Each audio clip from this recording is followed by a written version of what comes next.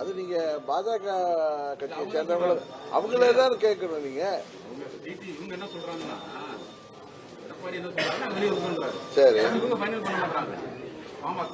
அதான் நீங்க அது என்னன்னு அவங்கள்ட்ட தானே கேட்கணும். வருகிற நாடாளுமன்ற தேர்தலுக்கு அமமுக தலைமையிலான கூட்டணி நாடாளுமன்ற தேர்தல் கூட்டணிகளுக்குள்ள அமமுக இருக்குமா பலவீனமா பலமா இருக்கா அமமுக? இல்ல, அமமுகங்கிற கட்சி தொடங்கி 7 ஆண்டுகள் ஆகுது.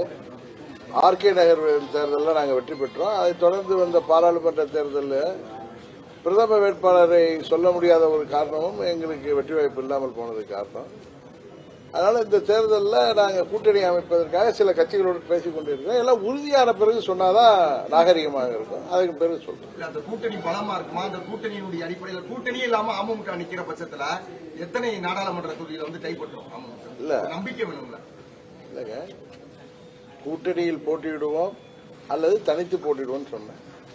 உறுதியாக அம்மா மக்கள் முன்னேற்ற கழகம் இந்த தேர்தலில் வெற்றி முத்திரை பதிக்கும்ங்கிறது இந்த வகத்தில் சொல்லிக்கிறேன். ஓபிஎஸ் உங்களோட ரொம்ப நெருக்கமா இருக்காரு. அவருடைய நெருக்கம் எந்த விதத்துல பலனளிக்கும்? தென் மாவட்ட அந்த சில சமுதாய மக்கள் எல்லாம் சொல்றாங்க, அதெல்லாம் பலனளிக்குமா? அந்த ஓட்டுகள் எல்லாம் வாங்க முடியும்? இல்ல, நாங்க தேர்தல் வெற்றி தோல்வியெல்லாம் தாண்டி அரசியல் ரீதியாக நாங்கள் 2 பேரும் சேர்ந்து பயணிக்க வேண்டும் என்று முடிவெடுத்திருக்கிறோம். அதன் பகுதியில் பயணிக்கிறோம். வருங்காலத்தில் பொறுத்திருந்து பாருங்கள், இதெல்லாம் எந்த அளவு பலன் தரும் என்பதை தமிழ்நாட்டு மக்கள் முடிவு செய்வார்கள். அதிமுக ஒரு வலுவான கூட்டணி அமைக்கக்கூடிய வாய்ப்பு இருக்கா?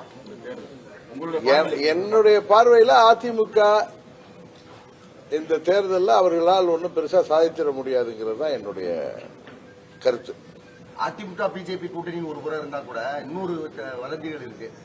அமமுக வந்து பிஜேபியோட சேர்ந்து கூட்டணி அமைச்சு இந்த வருகிற நாடாளுமன்ற தேர்தலை சந்திக்க போது அல்ல மாற்றம் இல்லைன்னு சொல்லப்படுது.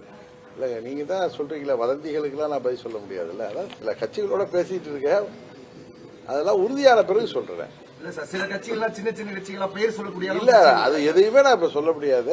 உங்கள்கிட்ட நான் அதை உறுதியான பிறகு ஏதாவது சொல்றேன். கவர்னருடைய செயல்பாடுகள் வந்து தொடர்ந்து விமர்சனத்துக்கு உள்ளாயிட்டே இருக்கு. போற இடங்கள் எல்லாம் போராட்டங்கள் நடத்தக்கூடிய அளவுல இருக்கு. அவர் இன்னும் கொஞ்சம் அடக்கி வாசிக்கணும்னு நினைக்கிறீங்களா? கவர்னர் வந்து அந்த பதவியின் மாண்புக்கு இழுக்கு வராமல் நடந்து கொள்ள வேண்டும். அதான் அந்த பதவிக்கு நல்லது. அதை அவர் பின்பற்றுவார் என்று நம்புகிறோம். வரக்கூடிய தேர்தலுக்குள்ள இரட்டை இலைய அந்த 2 அணிகளை ஒன்றாக இணைத்து தேர்தலை காண்போம் சசிகலா மேடம் சொல்லியிருந்தாங்க. அது எந்த அளவுக்கு சாத்தியமா இருக்கு? அந்த மாதிரி பேச்சுவார்த்தையை இணைச்சிருக்கிறாங்களா? அவங்க ஆரம்பிச்சிருக்காங்க. நாங்கள் பழனிசாமியோட சேர்ந்து பயணிப்பதற்கு வாய்ப்பில்லை. அம்மா மக்கள் முன்னேற்ற கழகம், நானும் சரி, நிர்வாகிகளும் சரி, தொண்டர்களுக்கும் அந்த விருப்பம் இல்லை. அதனால அவங்க எதன் அடிப்படையில் சொல்றாங்கிறது தெரியும். சார், ஒரு கட்டத்தில் வந்து எல்லாரும் ஒன்னா இணைஞ்சாதானே சார் ஒரு பழைய மாதிரியான ஒரு அம்மாவுடைய உண்மையான தொண்டர்களாக தங்களை ஏற்றுக்கொள்பவர்கள் அனைவரும் ஒன்றிணைய வேண்டும் என்பதுதான் எல்லோருடைய விருப்பம். அது நடக்கும். பழனிசாமி கிடையாது. அம்மாவுடைய உண்மையான தொண்டர்களாக தங்களை நம்புபவர்கள் அனைவரும் ஒன்றா சேருவாங்க. இதுதான் என்னுடைய விருப்பம். தன்னைத்தானே ஏமாற்றிக் கொள்ளக்கூடிய வண்ணமாகவும் நம்மளை சுற்றி இருக்கிற தொண்டர்களுக்கு ஆதரவு சொல்லக்கூடிய வண்ணமாகவும் தான் இருக்கான. உண்மையானது என்ன? நீங்க எல்லாரும் அரசியல் என்ன ஏமாத்திக்கிறது மாதிரி இல்ல, மக்களை வந்து தொண்டர்ல வந்து ஆதரவு சொல்ல மாதிரி தற்கான சார். நீங்க எல்லாரும் ஒன்றிணையாம ஒரு மிகப்பெரிய வெற்றி. எங்க அம்மா மக்கள் முன்னேற்ற கழகம்ங்கிற கட்சியை எதுக்கு தொடங்கப்பட்டதுன்னு உங்களுக்கு தெரியும். எங்க தொண்டர்களின் விருப்பம், நிர்வாகிகள் விருப்பத்தை மீறி நாங்கள் எந்த முடிவும் எடுக்க முடியாது. இதுல வந்து யாரையும் ஏமாற்றுகிற விஷயமே இதுல கிடையாது. நீங்க அப்படி நடத்தீங்கன்னா அது ஒரு தவறான கருத்து. அமமுக இருந்து மிகப்பெரிய ஆட்கள் குறிப்பிட்டு மறைந்தர் உட்பட பெரிய பெரிய ஆட்கள் போகும்போது உங்க மனது எந்த நிலையில சார் இருக்கு? கட்சி எதுவும் சோர்வடையும் நினைக்கிறீங்களா? இல்ல, நீங்க தான் பாக்குறீங்களா, கடந்த 3 ஆண்டுகளாக 4 ஆண்டுகளாக நீங்க சொல்ற பெரிய பெரிய ஆள்கள்லாம் போனாலும் அங்க அதை விட அந்த பகுதியில் இயக்கம் வலுவாகத்தான் இருக்குது. இப்ப குறிப்பா நீங்க சொன்ன நபர் போனதுனால அங்க திரு டேவிட் அண்ணாதுரை அந்த பகுதிக்கு மாவட்ட செயலர் ஆகிட்டாரு. இன்னும் ஏற்கனவே நீங்க சொன்ன நபர்னால ஒதுக்கப்பட்டவர்கள் எல்லாம் அவரோட ஒரு 1000 பேர் போயிருந்தாங்கன்னா இப்போ 2000 பேருக்கு மேல உள்ள வந்த மாதிரி கட்சியில அதிருப்தியில் இருந்தவங்கலாம் வந்து சிறப்பா அந்த பகுதியில் நிர்வாகிகள் எல்லாம் இயக்கப்பட்டு சிறப்பா செயல்படுறாங்க. இப்ப கூட ரீசெண்டா பொதுக்கூட்டம் நடந்துச்சு, அதுல கூட நல்ல கூட்டம் இருந்தது, உங்க எல்லாருக்கும் தெரியும். இந்த தேர்தலில் நீங்க போட்டியிடணும்னு சொல்லி நிறைய பேர் சொல்றாங்க. இல்ல, எனக்கு தனிப்பட்ட முறையில் போட்டியிடணுங்கிற எண்ணம் இல்லை. நான் அதை கூட இன்னைக்கு ஊடகத்திட்ட வெளிப்படுத்தினேன். ஆனால் எங்கள் நிர்வாகிகளும் எங்கள் சேர்ந்த நண்பர்களும் ஈவன் தொண்டர்கள்லாம் நான் போட்டிடணும்னு சொல்றாங்க. அவங்க கருத்தை நான் பரிசீலிக்கிறேன்னு சொல்லியிருக்கேன். இன்னும் நான் எந்த முடிவும் எடுக்கல. எடுத்தா நிச்சயமா சொல்லுவேன். இதுல ஏதோ சமாளிக்கிறதோ இல்ல டிப்ளமேட்டிக்கா பேசுறதோ இல்ல. கூட்டணிங்கிறது உறுதியான பிறகுதான் நாங்கள் சொல்ல முடியும். அது உங்களுக்கு சொல்ல இந்தியாவின் பிரதமரை தேர்ந்தெடுக்கிற கூட்டணியில அம்மா மக்கள் முன்னேற்ற கழகம் இடம்பெறும் சொல்லியிருக்கேன். அப்படி இல்லாத பட்சத்தில் தனித்து போட்டிடுவோம்னு சொல்றேன். நாங்கள்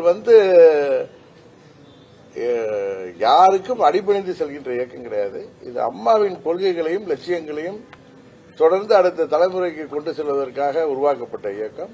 அம்மாவின் உண்மையான ஆட்சியை தமிழ்நாட்டில் அமைக்கிற வரை நானும் சரி, என்னோட பணியாற்றுகின்ற 7 ஆண்டுகளாக பணியாற்றுகின்ற தொண்டர்களும் நிர்வாகிகளும் அதிலிருந்து பின்வாங்க மாட்டேன். உங்களுடைய விருப்பம் முதலமைச்சர் வேட்பாளர் ஆனன்றதா அல்லது நாடாளுமன்ற வேட்பாளர்? முதலமைச்சர் வேட்பாளர் ஆனாதானே இல்ல, நாடாளுமன்ற தேர்தல் இதுல நீங்க போட்டியிடுவீங்களான்னு கேட்டேன். தனிப்பட்ட முறையில் எனக்கு விருப்பம் இல்லை. ஆனால் நிர்வாகிகளும் தொண்டர்களும் நண்பர்களும் நிறைய பேர் நீங்க போட்டியிடணும்னு சொல்றாங்க. அதை நான் பரிசீலிக்கிறேன்னு சொல்லியிருக்கேன். இது முடியட்டும், அதுக்கப்புறம் அசம்பிளியை பத்தி பேசிக்கலாம். இல்ல, இப்பயும் அந்த எதிர்பார்ப்பு இருக்கு. அதான் நான் இன்னும் முடிவு எடுக்கல. முடிவு எடுத்தா நான் நிச்சயம் மதுரையில் வந்துதான் சொல்லுவேன். உங்களுக்கு தெரியும். இந்த தேர்தல் எதை மையப்படுத்தி இருக்கும்? இந்த எலெக்ஷன் எதை பேஸ் பண்ணிருக்கோம்? நாடாளுமன்ற தேர்தல் எதை மையப்படுத்தி, மத்தியில யாரு பிரதமர் அப்படிங்கறது தான் முக்கியமான இதா இருக்கும். அது மாதிரி தமிழ்நாட்டில் இன்னைக்கு திமுக தேர்தல் வாக்குறுதிகள் எல்லாம் நிறைவேற்றாமல் மக்களை ஏமாற்றி வருகிறார்கள்.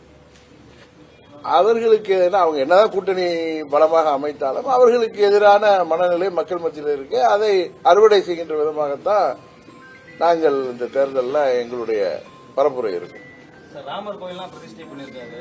பாஜகவோட நிலைப்பாடு எப்படி இருக்கு தமிழகத்தில்? ஓவராலா எப்படி பாக்குறீங்க?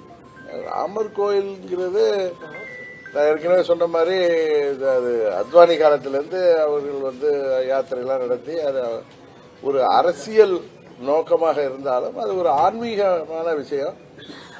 இந்தியாவில் உள்ள அனைவரும் மதங்களை எல்லாம் தாண்டி ராமர் கோயில் கட்டப்பட வேண்டும் என்பதில் விருப்பமாக இருந்தாங்க. இப்ப கட்டப்பட்டதில் மகிழ்ச்சியா இருக்காங்க. உச்ச நீதிமன்ற தீர்ப்புக்கு அப்புறம் தான் அந்த கோயில் கட்டப்பட்டிருக்கு. அது ஒரு மகிழ்ச்சியான விஷயம்.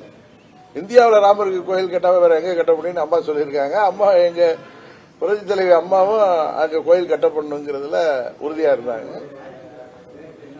அது வட இந்தியாவில் பெரிய தாக்கத்தை ஏற்படுத்தியிருக்கு. அது பாஜகவுக்கு ஆதரவாக இருக்கு. நிதிஷ்குமாரே சொல்லியிருக்காரு. பட் தமிழ்நாட்டில் எப்படி இருக்குன்னு ஊடகத்தில் கேட்டாங்க. அது பாராளுமன்ற தேர்தலுக்கு பிறகுதான் தெரியும் அப்படின்னு நான் சொன்னேன். பாரதிய ஜனதா கட்சி தமிழகத்தில் வளர்ந்திருக்குன்னு நினைக்கிறீங்களா? கடந்த 5 ஆண்டு, ஏன்னா அந்த கட்சி சொல்லக்கூடிய ஒரு பிரதான பிரச்சாரமே நாங்க 2வது இடத்துக்கு வந்துட்டோம். இப்ப எங்களுக்கும் திமுகவுக்கு மட்டும்தான் இந்த தேர்தலில் போட்டி, அதிமுக கிடையாதுன்ற அதைதான் முன்னிலைப்படுத்தி பிரச்சாரம் பண்றாங்க. உங்க பார்வையில உங்களுக்கான பார்வையில் எந்த கட்சியும் தாங்கள் வளரணும், தாங்கள் தான் ஆளுங்கட்சியும் தான் பிரதான எதிர்கட்சி அப்படின்னு சொல்லி தொண்டர்களையும் உற்சாகப்படுத்தணும். மக்கள் மனதிலும் இடம்பெறணும். எந்த கட்சியும் முயற்சி செய்வாங்க. அதெல்லாம் மக்கள் தான் முடிவு செய்ய முடியும். இந்த பாராளுமன்ற தேர்தலில் தெரிஞ்ச நான் என்னுடைய கருத்தை இன்னொரு கட்சியுடைய வளர்ச்சி அடைஞ்சிருக்காங்களா அதை பத்தி எனக்கு தெரியலங்க. வளர்ச்சி அடைஞ்சிருக்காங்களான்னு தெரியல, அடையலன்னு தெரியல.